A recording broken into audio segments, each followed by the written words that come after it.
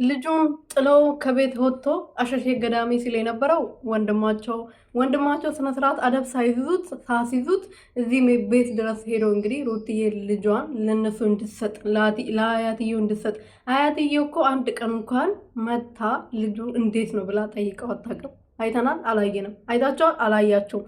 እና መለላችሁ ፈልጌ ነው ቤቱን ጥሎ ቤቱን ከማንም ሴት ጋር ሸሼ ገዳሜ ስለነበረው በእርግዝና ሰዓት ብቻ ስታለቅስ የነበረችው ያሳው እነዚህ ማን ስለሆኑ ነው? ጤነኛ አስተሳሰብ ነው ግን ያሰቡት። ያማቸዋል ግን እቺ እንትን የምትባለው ሴት እንዴት ነው የሚያደርጋት? ጤነኛ ናት ግን?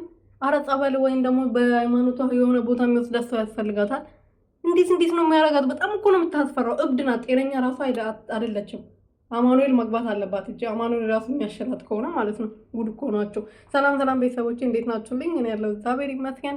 በያላችሁበት ሰላማችሁ በዘት ተረፍረፍ ይበልልኝ።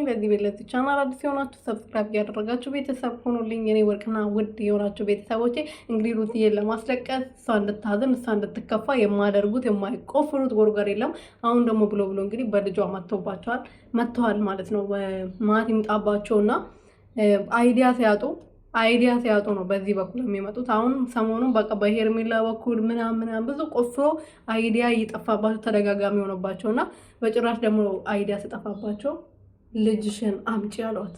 አይን አውጣዎች፣ በጣም አይን አውጣዎች ናቸው። የምር እንደናንተ አይን አውጣኝነት ሰው ይቻላል። እኔ በጣም አውሬዎች፣ በጣም ልክስክሶች፣ ውሻዎች ናቸው። እናንተ ቃል ራሱ የለኝም እንዴ። ሩትዬ ምን ባረገችው? እሷ እኮ ናት ልጁ ምን ጎደለበት? አሁን የሆነችውን ሆና እኮ ልጇን እያሳደገች ነው። ከአብርሃም ጋር ራሱ መመለስ የምትፈልገው እኮ ልጇ ያለ አባትና ያለ እናት ተለያይቶ እንዲያርግ ስለማትፈልግ ነው። ልጇ የአባት ፍቅር አግኝቶ እንዲያርግ ስለምትፈልግ እኮ ነው ሁሉ ዋጋ እየከፈለች ያለችው። ግን እናንተ አልገባችሁም፣ ደነዞች ናችሁ። ለስሙ ባለትዳር ናችሁ፣ ልጅ አላችሁ ምናምን፣ ግን የልጅ ፍቅር ምንም እንደሆነ አልገባችሁም። ወለዳችሁ በቃ። ይሄ ለእናንተ ምንም እንትን ነው የማይረቡ